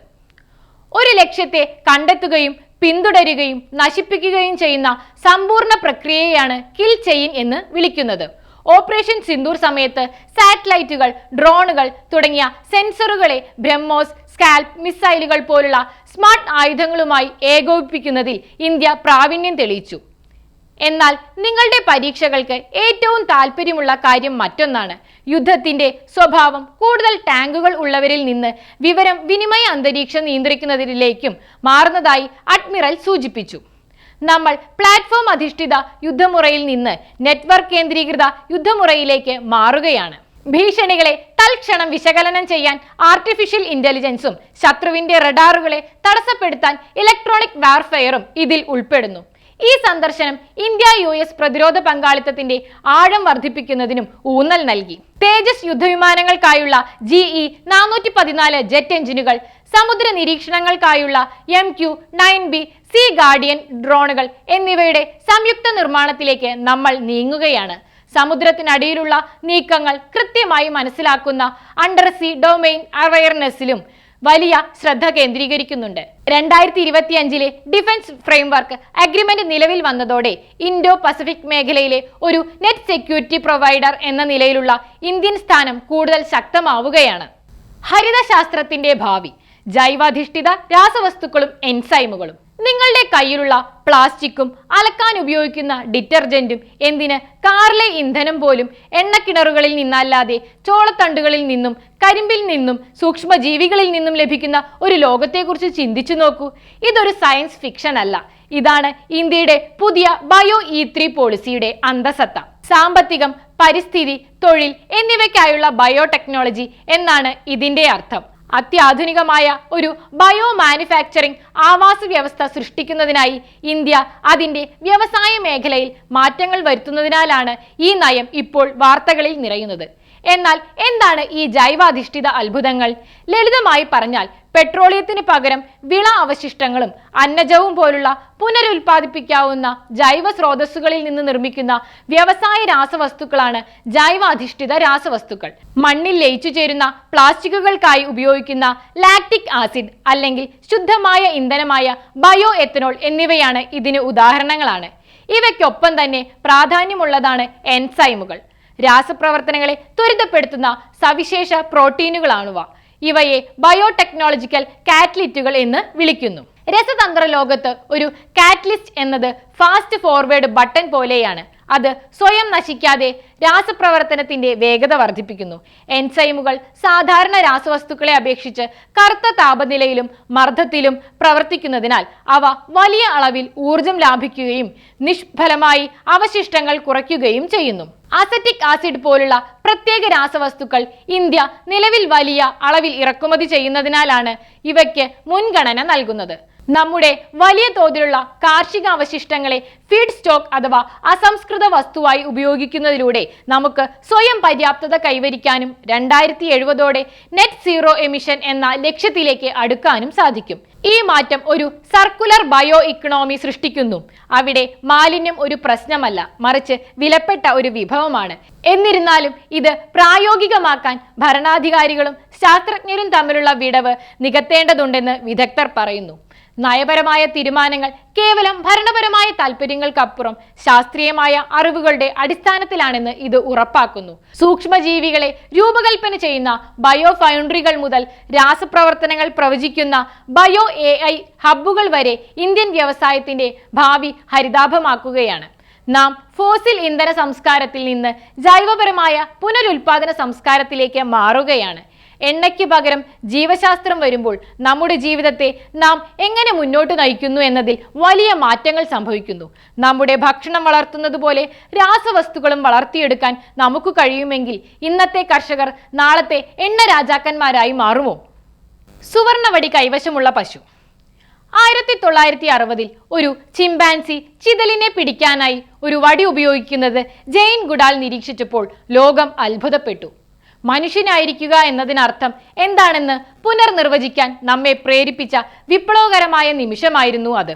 ഇപ്പോൾ 2026 ജനുവരിയിൽ ഓസ്ട്രിയയിലെ വിയന്ന യൂണിവേഴ്സിറ്റി ഓഫ് വെറ്റിനറി മെഡിസിനിൽ നിന്നുള്ള ശാസ്ത്രജ്ഞരായ doctor Alice Auersperg, doctor Antonio J Osuna Mascaro എന്നിവർ ചേർന്ന് കന്നുകാലികളിൽ ആദ്യമായി വൈവിധ്യമാർന്ന രീതിയിലുള്ള ഉപകരണ ഉപയോഗം ഔദ്യോഗികമായി രേഖപ്പെടുത്തിയിരിക്കുന്നു.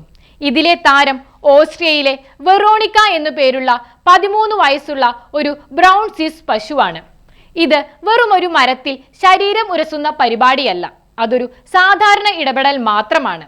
ഒരു പ്രവൃത്തിയെ യഥാർത്ഥ ഉപകരണ ഉപയോഗം എന്ന് തരംതിരിക്കണമെങ്കിൽ മൃഗം ഒരു പ്രത്യേക ലക്ഷ്യം കൈവരിക്കാനായി മനഃപൂർവ്വം ഒരു ബാഹ്യവസ്തുവിനെ നിയന്ത്രിക്കണം.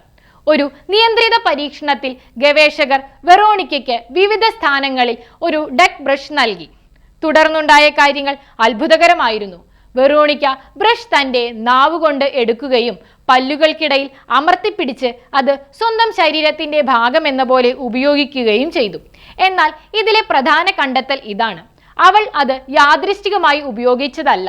പുറത്തെ കട്ടിയുള്ള ചർമ്മം കഴുകാൻ അവൾ ബ്രഷിന്റെ നാരുള്ള ഭാഗം ഉപയോഗിച്ചപ്പോൾ അകിടുപോലെയുള്ള മൃദുവായ ഭാഗങ്ങളിൽ സാവധാനം തള്ളാൻ മിനുസമാർന്ന പിടി ഉപയോഗിച്ചു. ഈ സാഹചര്യത്തിനനുസരിച്ചുള്ള പെരുമാറ്റം, അതായത് വ്യത്യസ്ത ഫലങ്ങൾക്കായി ഒരു ഉപകരണത്തിന്റെ വിവിധ ഭാഗങ്ങൾ തിരഞ്ഞെടുക്കുന്നത് മുമ്പ് ചിമ്പാൻസികളെ പോലുള്ള പ്രൈമറ്റോകൾക്കോ അതീവ ബുദ്ധിയുള്ള പക്ഷികൾക്കോ മാത്രം സാധ്യമായ ഒരു ഉയർന്ന തലത്തിലുള്ള ഗുണമായാണ് കരുതിയിരുന്നത്. ഈ കണ്ടെത്തൽ ആന്ത്രോപോസെൻട്രിസം എന്ന സങ്കല്പത്തെ ചോദ്യം ചെയ്യുന്നു. അതായത് മനുഷ്യരാണ് പ്രപഞ്ചത്തിന്റെ കേന്ദ്രമെന്നും ബുദ്ധിശക്തിയിൽ അവർ മറ്റുള്ളവരെക്കാൾ ഉയർന്നവരാണെന്നുമുള്ള മുൻവിധി. നമ്മൾ ഭക്ഷണത്തിനോ അധ്വാനത്തിനോ വേണ്ടി ഉപയോഗിക്കുന്ന പല മൃഗങ്ങൾക്കും അവയ്ക്ക് സമ്പന്നവും ഉത്തേജകവുമായ ഒരു സാഹചര്യം, പുതിയ കാര്യങ്ങൾ പരീക്ഷിക്കാനുള്ള അവസരവും ലഭിച്ചാൽ പുറത്തു വരാവുന്ന മാനസിക കഴിവുകൾ ഉണ്ടെന്ന് ഇത് സൂചിപ്പിക്കുന്നു. വെറോണിക്ക ഒരു സൂപ്പർ പശുവല്ല, മറിച്ച് പഠിക്കാനുള്ള സമയവും സാഹചര്യവും ലഭിച്ച ഒരു വളർത്തുമൃഗമാണ്. നമ്മൾ ഇതുവരെ ശ്രദ്ധിക്കാതെ വിട്ടുപോയ എത്രയോ സാധാരണ മൃഗങ്ങൾ ഇത്തരത്തിലുള്ള കഴിവുകൾ ഉള്ളവരായി ഉണ്ടാകാമെന്ന് ഇത് നമ്മെ ചിന്തിപ്പിക്കുന്നു. ഡിജിറ്റൽ കാവൽ ഇന്ത്യയുടെ പുതിയ AI നിയമങ്ങൾ വിവരിക്കുന്നു. നിങ്ങൾ ഒരിക്കലും പറയാത്ത കാര്യങ്ങൾ നിങ്ങൾ പറയുന്ന രീതിയിലുള്ള ഒരു വീഡിയോ രാവിലെ എഴുന്നേൽക്കുമ്പോൾ കാണുന്നത് ഒന്ന് സങ്കല്പിക്കുക. ഇതൊരു സയൻസ് ഫിക്ഷൻ കഥയല്ല, ഇതാണ് ഡീപ് ഫേക്കുകളുടെ യാഥാർത്ഥ്യം. ഇതുകൊണ്ടാണ് ഇന്ത്യൻ സർക്കാർ വിവരസാങ്കേതിക നിയമം 2021 പരിഷ്കരിച്ചത്.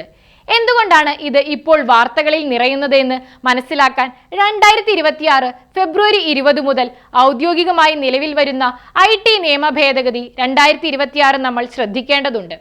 ഇതിന്റെ പ്രധാന ലക്ഷ്യം സിന്തറ്റിക്കലി ജനറേറ്റഡ് ഇൻഫർമേഷൻ അഥവാ SGI കൈകാര്യം ചെയ്യുക എന്നതാണ്. ആധികാരികമെന്ന് തോന്നിപ്പിക്കുന്ന വിധത്തിൽ AI ഉപയോഗിച്ച് നിർമ്മിച്ചതോ മാറ്റം വരുത്തിയതോ ആയ ഓഡിയോ അല്ലെങ്കിൽ വീഡിയോയെ സൂചിപ്പിക്കുന്ന സാങ്കേതിക പദമാണിത്. ഇത് നിങ്ങളെ എങ്ങനെ ബാധിക്കുന്നു? ഇൻസ്റ്റഗ്രാം അല്ലെങ്കിൽ X പോലുള്ള പ്ലാറ്റ്ഫോമുകൾ AI നിർമ്മിത ഉള്ളടക്കങ്ങളിൽ നിർബന്ധമായും വാട്ടർമാർക്കുകൾ നൽകണമെന്നും പെർമനന്റ് മെറ്റാഡേറ്റ ഉൾപ്പെടുത്തണമെന്നും നിയമം അനുശാസിക്കുന്നു. ഒരു ഫയലിന്റെ ഉറവിടം കണ്ടെത്താൻ സഹായിക്കുന്ന ഡിജിറ്റൽ വിരലടയാളം പോലെയാണ് ഈ മെറ്റാഡേറ്റ പ്രവർത്തിക്കുന്നത്. ലോകമെമ്പാടും AI വഴിയുള്ള വ്യാജ പ്രചരണങ്ങൾ വർദ്ധിക്കുന്ന പശ്ചാത്തലത്തിലാണ് ഈ മാറ്റം. എന്നാൽ ഇന്ത്യയുടെ ഈ പരിഷ്കാരം സേഫ് ഹാർബർ നിയമങ്ങളിൽ വളരെ കർക്കശമാണ്. ലളിതമായി പറഞ്ഞാൽ, ഉപയോക്താക്കൾ പോസ്റ്റ് ചെയ്യുന്ന കാര്യങ്ങൾക്ക് സോഷ്യൽ മീഡിയ കമ്പനികൾക്കെതിരെ കേസെടുക്കുന്നതിൽ നിന്നും സംരക്ഷണം നൽകുന്ന IT ആക്ട് സെക്ഷൻ 79 പ്രകാരമുള്ള നിയമപരമായ പരിരക്ഷയാണിത്. എന്നാൽ ഒരു നിബന്ധനയുണ്ട്. ഈ പരിരക്ഷ നിലനിർത്താൻ സർക്കാർ ഫ്ലാഗ് ചെയ്യുന്ന നിയമവിരുദ്ധമായ ഉള്ളടക്കം വെറും 3 മണിക്കൂറിനുള്ളിൽ നീക്കം ചെയ്യണം. സമ്മതമില്ലാതെ നിർമ്മിച്ച ഡീപ് ഫേക്കുകൾ പോലുള്ള സെൻസിറ്റീവ് വിഷയമാണെങ്കിൽ അത് നീക്കം ചെയ്യാൻ വെറും 2 മണിക്കൂർ മാത്രമേ സമയം ലഭിക്കൂ. നിയമവും സാങ്കേതിക വിദ്യയും പഠിക്കുന്ന വിദ്യാർത്ഥികളെ സംബന്ധിച്ചിടത്തോളം വെറും പ്രതികരണങ്ങളിൽ നിന്ന് മാറി മുൻകൂട്ടി നടപടിയെടുക്കുന്ന രീതിയിലേക്കുള്ള ഒരു വലിയ മാറ്റമാണിത്. ഫിൽറ്ററുകൾ അല്ലെങ്കിൽ നോയ്സ് റിഡക്ഷൻ പോലുള്ള സാധാരണ മാറ്റങ്ങൾക്ക് ഇതിൽ ഇളവുണ്ടെങ്കിലും പൊതുജനങ്ങളെ തെറ്റിദ്ധരിപ്പിക്കുന്ന രീതിയിലുള്ള ഏത് AI ഉള്ളടക്കവും ഉപഭോക്താവ് വെളിപ്പെടുത്തുകയും പ്ലാറ്റ്ഫോമുകൾ അവ പരിശോധിക്കുകയും വേണം. ഡിജിറ്റൽ വ്യാപാരത്തിൽ ശ്രദ്ധ കേന്ദ്രീകരിക്കുന്ന ഇന്ത്യയും US-ഉം തമ്മിലുള്ള പുതിയ ഉഭയകക്ഷി വ്യാപാര കരാർ ചർച്ചകൾ നടക്കുന്ന സമയത്താണ് ഈ ഭേദഗതി വരുന്നത് എന്ന് ശ്രദ്ധേയമാണ്. പരാതി പരിഹരിക്കാനുള്ള സമയം 15 ദിവസത്തിൽ നിന്ന് 7 ദിവസമായി കുറച്ചതിലൂടെ നിയമം വ്യക്തികൾക്ക് കൂടുതൽ അധികാരം നൽകുന്നു കാണുന്നത് വിശ്വസിക്കാനാവില്ല എന്ന അവസ്ഥയിലുള്ള ഒരു ഡിജിറ്റൽ ലോകത്തേക്ക് നമ്മൾ മാറുകയാണ്. ഇവിടെ തെളിയിക്കാനുള്ള ഉത്തരവാദിത്തം ഇരയിൽ നിന്ന് പ്ലാറ്റ്ഫോമുകളിലേക്ക് മാറിയിരിക്കുന്നു.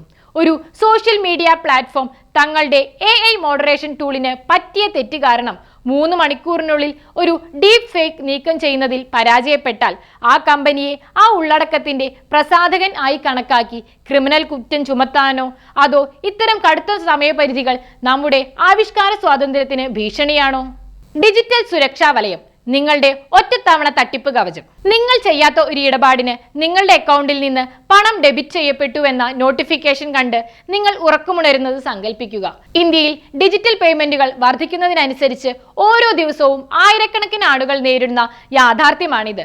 ഇത് പരിഹരിക്കുന്നതിനായി ഗവർണർ സഞ്ജയ് മൽഹോത്രയുടെ നേതൃത്വത്തിൽ റിസർവ് ബാങ്ക് ഓഫ് ഇന്ത്യ ചെറിയ തുകയിലുള്ള ഡിജിറ്റൽ തട്ടിപ്പുകൾക്ക് ഇരയാകുന്നവർക്കായി ഒരു ഔദ്യോഗിക നഷ്ടപരിഹാര ചട്ടക്കൂട് 2026 ഫെബ്രുവരിയിൽ പ്രഖ്യാപിച്ചു. ഉപഭോക്താവിന്റെ ഭാഗത്തെ വീഴ്ച എന്നതിലുപരി ഇതിനെ ഒരു വ്യവസ്ഥാപരമായ സംരക്ഷണമായി RBI കാണുന്നു എന്നതാണ് ഈ വാർത്തയെ ശ്രദ്ധേയമാക്കുന്നത്.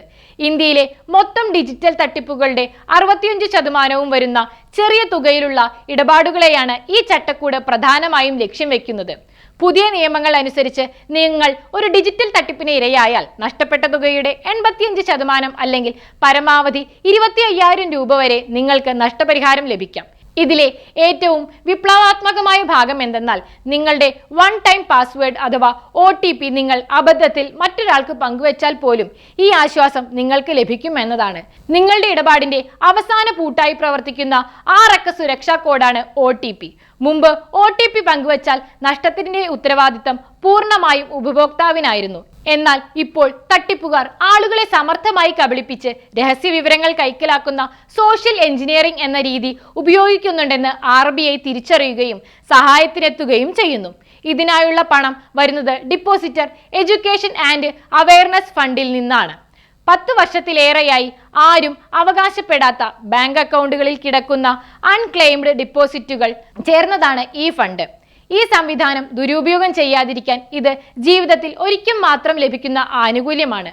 നിങ്ങളുടെ ഒരു തവണത്തെ തെറ്റിന് സുരക്ഷാ വലയം ഒരുക്കുന്നതോടൊപ്പം ഭാവിയിൽ ജാഗ്രത പാലിക്കാൻ നിങ്ങളെ പ്രോത്സാഹിപ്പിക്കുകയാണ് ഇതിന്റെ ലക്ഷ്യം.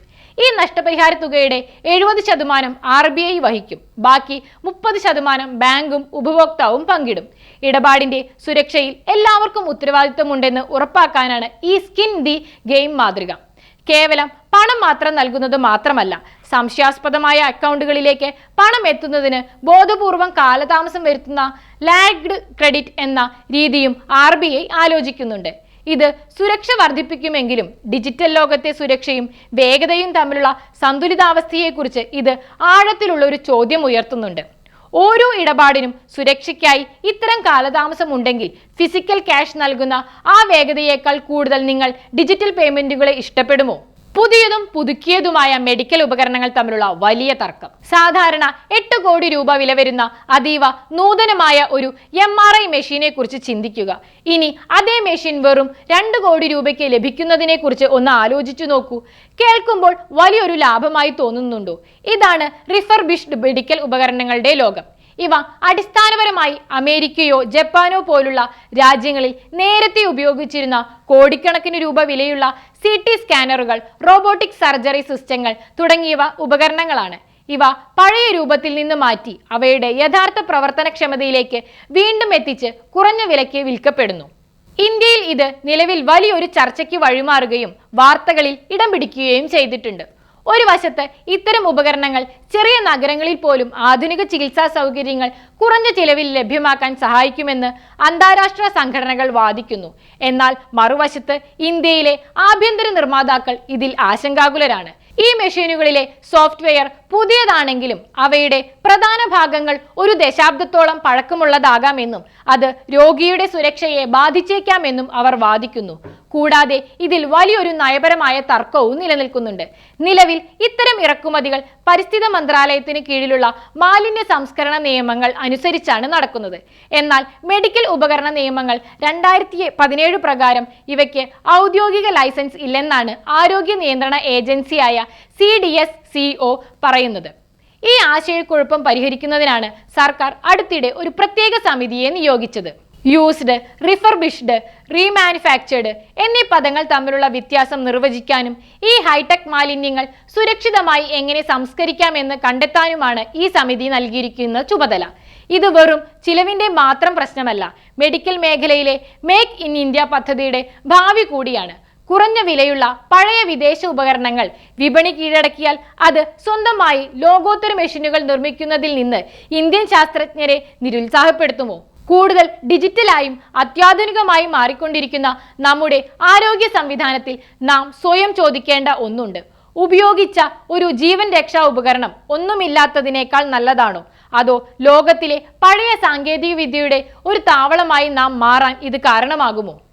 ഇന്ത്യൻ നഗരങ്ങളുടെ ഭാവി അർബൻ ചലഞ്ച് ഫണ്ട് 2036ഓടെ ഇന്ത്യയിലെ ഏതാണ്ട് 60 കോടി ജനങ്ങൾ നഗരങ്ങളിൽ വസിക്കുമെന്ന് നിങ്ങൾക്കറിയാമോ? ഇത് വളരെ വലിയൊരു വർധനവാണ്. നമ്മുടെ നിലവിലുള്ള നഗര സംവിധാനങ്ങൾ ഇതിന്റെ സമ്മർദ്ദം അനുഭവിച്ചു തുടങ്ങിയിരിക്കുന്നു. ഇത് പരിഹരിക്കുന്നതിനായി കേന്ദ്ര സർക്കാർ അർബൻ ചലഞ്ച് ഫണ്ട് എന്ന പേരിൽ 1 ലക്ഷം കോടി രൂപയുടെ കേന്ദ്ര സഹായമുള്ള ഒരു പരിവർത്തന പദ്ധതി ആവിഷ്കരിച്ചിട്ടുണ്ട്. ഇത് വെറുമൊരു സർക്കാർ ഗ്രാന്റ് മാത്രമല്ല, നമ്മുടെ നഗരങ്ങൾ കെട്ടിപ്പടുക്കുന്ന രീതിയിലുള്ള മൗലികമായ ഒരു മാറ്റമാണിത്. നഗരങ്ങൾ സർക്കാരിൽ നിന്നുള്ള ഒരു സൗജന്യ ചെക്കിനായി കാത്തിരിക്കുന്നതിന് പകരം UCF മാർക്കറ്റ് ലിങ്ക്ഡ് ഫൈനാൻസിംഗ് അഥവാ വിപണിയുമായി ബന്ധിപ്പിച്ച ധനസഹായം അവതരിപ്പിക്കുന്നു. ഇതിന്റെ കണക്ക് ഇപ്രകാരമാണ്. പദ്ധതി ചെലവിന്റെ 25% കേന്ദ്ര സർക്കാർ നൽകും. എന്നാൽ നഗരം ബാക്കിയുള്ള തുകയുടെ കുറഞ്ഞത് 50% മുനിസിപ്പൽ ബോണ്ടുകൾ, ബാങ്ക് വായ്പകൾ അല്ലെങ്കിൽ പബ്ലിക് പ്രൈവറ്റ് പാർട്ട്ണർഷിപ്പുകൾ വഴി വിപണിയിൽ നിന്ന് സമാഹരിക്കണം. ബാക്കി 25% സംസ്ഥാന സർക്കാരോ നഗരമോ തന്നെ വഹിക്കണം. ഇതെന്തിനാണ് ഇത്ര വലിയ കാര്യമായി കാണുന്നത്? ചരിത്രപരമായി നമ്മുടെ മുനിസിപ്പൽ കോർപ്പറേഷനുകൾ പോലുള്ള അർബൻ ലോക്കൽ ബോഡികൾ സർക്കാർ ഫണ്ടുകളെയാണ് അമിതമായി ആശ്രയിക്കുന്നത്. എന്നാൽ ഈ ഫണ്ടുകൾ പലപ്പോഴും പൂർണ്ണമായി വിനിയോഗിക്കപ്പെടാറില്ല. കൂടാതെ ഇന്ത്യയിലെ മുനിസിപ്പൽ വരുമാനം GDPയുടെ വെറും 1% മാത്രമാണ്. വികസിത രാജ്യങ്ങളിൽ ഇത് 5 മുതൽ 8% വരെയാണ്. ഈ വിടവ് നികത്താൻ നഗരങ്ങളെ ബാങ്കബിൾ അഥവാ വായ്പ എടുക്കാൻ യോഗ്യമാക്കാൻ UCF പ്രേരിപ്പിക്കുന്നു. അതായത് നിക്ഷേപകർക്ക് പണം തിരികെ നൽകാൻ തക്ക സാമ്പത്തിക അച്ചടക്കം തങ്ങൾക്കുമുണ്ടെന്ന് നഗരങ്ങൾ തെളിയിക്കണം. സ്വകാര്യ നിക്ഷേപം ആകർഷിക്കാൻ പ്രയാസപ്പെടുന്ന ചെറിയ ടയർ 2, ടയർ 3 നഗരങ്ങളെ സഹായിക്കുന്നതിനായി സർക്കാർ 5000 കോടി രൂപയുടെ ക്രെഡിറ്റ് റീപേയ്മെന്റ് ഗ്യാരണ്ടി സ്കീം ഏർപ്പെടുത്തിയിട്ടുണ്ട്. ഇതൊരു സുരക്ഷാ വല പോലെ പ്രവർത്തിക്കുന്നു. വാട്ടർ ഗ്രിഡുകൾ, മാലിന്യ സംസ്കരണം, ട്രാൻസിറ്റ് ഓറിയന്റഡ് ഡെവലപ്മെന്റ് തുടങ്ങിയ പദ്ധതികൾക്കായി ചെറിയ നഗരങ്ങൾ പണം കടം നൽകാൻ ഇത് നിക്ഷേപകർക്ക് ആത്മവിശ്വാസം നൽകുന്നു. ചെലവഴിക്കുന്നതിൽ നിന്ന് നിക്ഷേപിക്കുന്നതിലേക്ക് മാറുക എന്നതാണ് ലക്ഷ്യം. നഗരങ്ങളെ ഗ്രോത്ത് ഹബ്ബുകളാക്കുക, ക്രിയാത്മകമായ നഗര പുനർവികസനം, ജലവിതരണവും ശുചിത്വവും മെച്ചപ്പെടുത്തുക എന്നീ 3 മേഖലകളിൽ ശ്രദ്ധ കേന്ദ്രീകരിച്ച് ഒരു ചലഞ്ച് മോഡിലൂടെയാണ് പദ്ധതികൾ തിരഞ്ഞെടുക്കുന്നത്. ഇത് കാര്യക്ഷമതയും സാമ്പത്തിക സ്വയംഭരണവും പ്രോത്സാഹിപ്പിക്കുമെങ്കിലും ഇതിലൊരു വെല്ലുവിളിയുണ്ട്. സാമ്പത്തിക ലാഭമുള്ള പദ്ധതികൾക്ക് മാത്രം ശ്രദ്ധ ലഭിക്കുകയും താങ്ങാനാവുന്ന ഭവനങ്ങൾ അല്ലെങ്കിൽ ചേരി നിർമ്മാർജ്ജനം പോലുള്ള അത്യാവശ്യ സേവനങ്ങൾ അവഗണിക്കപ്പെടുകയും ചെയ്തേക്കാമെന്ന് വിമർശകർ ഭയപ്പെടുന്നു. എന്നിരുന്നാലും അടുത്ത 15 വർഷത്തിനുള്ളിൽ ഇന്ത്യയുടെ നഗര അടിസ്ഥാന സൗകര്യങ്ങൾക്കായി ഏകദേശം $840 ബില്യൺ ആവശ്യമായതിനാൽ ഈ മാറ്റം അനിവാര്യമാണ്. നഗരങ്ങളെ അവരുടെ സ്വന്തം ക്രെഡിറ്റ് റേറ്റിംഗിനും സാമ്പത്തിക ആരോഗ്യത്തിനും ഉത്തരവാദികളാക്കുന്നതിലൂടെ അവയെ സ്വയം പര്യാപ്തമായ വളർച്ചാ കേന്ദ്രങ്ങളായി മാറ്റാനാണ് UCF ലക്ഷ്യമിടുന്നത്. വായ്പകൾ തിരിച്ചടയ്ക്കാനായി നഗരങ്ങൾ പണമുണ്ടാക്കുന്ന പദ്ധതികളിൽ മാത്രം ശ്രദ്ധ കേന്ദ്രീകരിക്കാൻ നിർബന്ധിതരായാൽ സൗജന്യ പാർക്കുകളും ശുദ്ധവായുവും പോലുള്ള അടിസ്ഥാന പൊതുസേവനങ്ങൾ അവഗണിക്കപ്പെടുമെന്ന് നിങ്ങൾ കരുതുന്നുണ്ടോ? അതോ ഇതൊടുവിൽ നമ്മുടെ പ്രാദേശിക സർക്കാരുകളെ കൂടുതൽ ഉത്തരവാദിത്തമുള്ളവരാക്കുമോ?